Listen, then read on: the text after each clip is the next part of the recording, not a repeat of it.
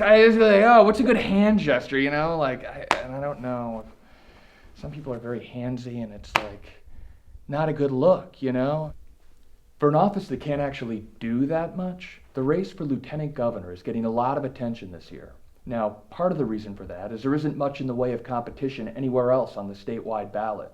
But there are a lot of good reasons to keep a close eye on this race between Phil Scott, the Republican incumbent, and Dean Corrin, the guy that's challenging him.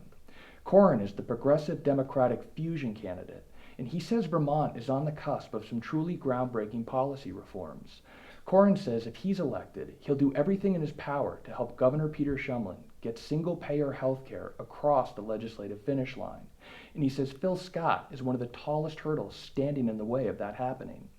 Phil Scott says he's the last high-profile Republican voice left in Montpelier, and he says he's brought moderation to a legislature dominated by Democrats.